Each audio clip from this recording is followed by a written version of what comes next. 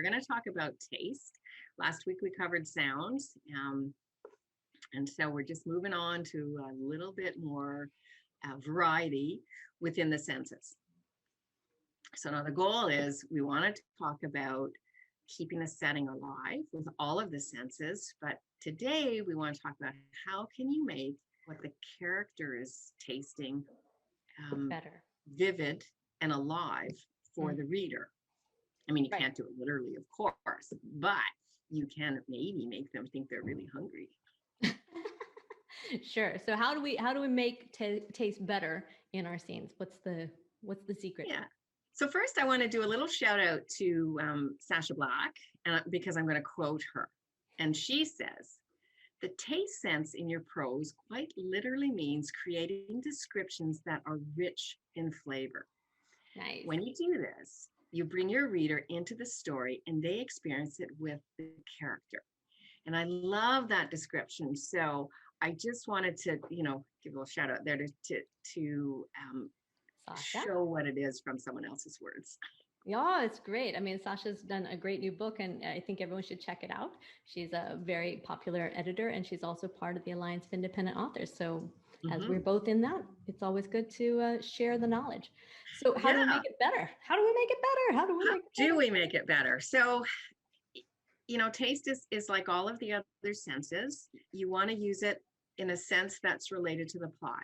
So there's lots of scenes I read when I'm editing where the characters are having dinner, but the food isn't really related to the story, the plot, the goal of that scene. It's just they're eating, and so it's quite dull. We all eat dinner every day, so it's not that fascinating. But if you can relate it right back into the story, so we'll talk about a couple is having an argument, and maybe the husband's tasting the food and wondering, he's so fed up with his wife, and she thinks she made this fabulous meal, and he's just, it's overcooked, and I taste this burning sensation, or there's a bitter sensation, or relate it right into the argument of he's getting more frustrated, or go the other way. It's a new couple, it's their first date, and so everything should be sensual and happy and exciting, and so relate the food to that instead of just, they had a steak for dinner. That's really nice. When you say that, you can't taste it. Yeah, especially if you're a vegetarian. Right. I mean, you're going to have that problem. There's lots of vegetarians and vegans, and so you need to, and that's a great example, because you could have a full-out meat eater having dinner with a vegan, and the tension just from that is a super example of how to use taste. Yeah. The other one, of course, is with injuries. So using taste with blood in your mouth, right? Oh. Fear. What do you taste if you've ever actually felt extreme fear? What do you taste in your mouth? Mm-hmm. And did your mouth go dry? Are your lips stuck to your teeth? There's all kinds of things you can do in there with the taste and the touch of fear, right?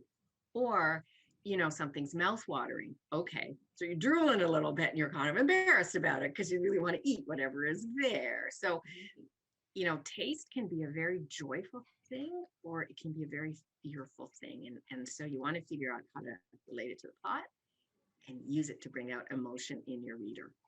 Yeah.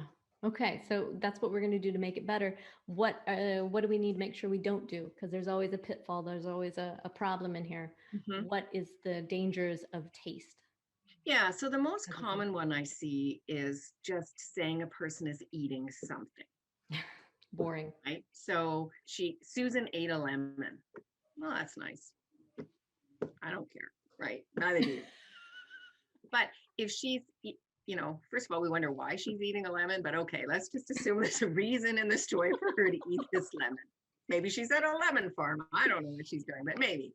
So what if instead of saying she ate a lemon, we say, the lemon juice is squirted in Susan's mouth and her cheek sucked inward, her lips pinched outward. She lowered her head, hiding how hideous her expression must be. So here now, we taste the lemon along with Susan, and we know she's self-conscious about her look. So we've learned something about her, and we can feel her tasting it. So maybe now she's with the lemon farmer and she has a crush on him. And so that's why she's eating a lemon. And now she's embarrassed because she looks so bad while she's eating the lemon. Well, now I want to know about the lemon farmer. So I know, because it's kind of nice. So, as we talked about a little bit, taste and smell are really linked. So if you can use both senses together, it's a great way to bring in more than one element and add more depth into your scene. Okay, great. So we're going to make sure that we have that. Is there any other pitfalls we need to look out for, or that you can think of off the top of your head, or are we good?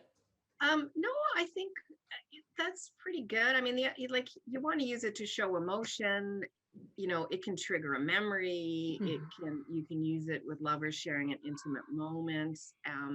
Just that you want it to bring the scene alive. But the main thing is relate it to the story. Don't just do a random taste of something. Sure. Okay. So when we do that, we're going to go through all of our scenes as we do again and again and again. And we're looking at taste, sound, smell, all of the different senses there. And when we're doing that, in general, we're marking off that we've used them all. What else are we going to do today with a special notice to the sense of taste? Yeah, so similar to the other ones, you want to keep track per scene that you're using it somewhere throughout your novel. Taste doesn't have to be in every scene, but it's good if you can incorporate it along with the other 4. And you want to look at variety of taste. Right? I see a lot of novels where coffee is the thing for smell and taste. It's such a common thing that get away from it. If you want to mention coffee once in your book, that's awesome. Unless, of course, the story's about murder in a coffee shop. But if it's just, something else, then you want to be careful with repetitive taste, cliches, that kind of thing. So again, you're looking at all of the senses together. Very good. All right, so we're going to go in. We're going to review all of our scenes again as normal. If you need some automation in that, then check out Storyteller with Fictionary. And of course, if you need any other help, contact one of us professional editors out there and we'll do our best. We ask that you follow, like, share as we continue on our journey through the 38 story elements. And I do want to remind you, we have a free ebook. I need to talk about the ebook sometime that we've written. And we encourage you to download it because there's a lot more you can read. And we know everybody on here loves to read. So thanks for joining us, Christina. We'll talk again soon. Thanks for watching. Try Fictionary Storyteller free for 2 weeks at fictionary.co. Storyteller will get you one step closer to telling that powerful story you dream of.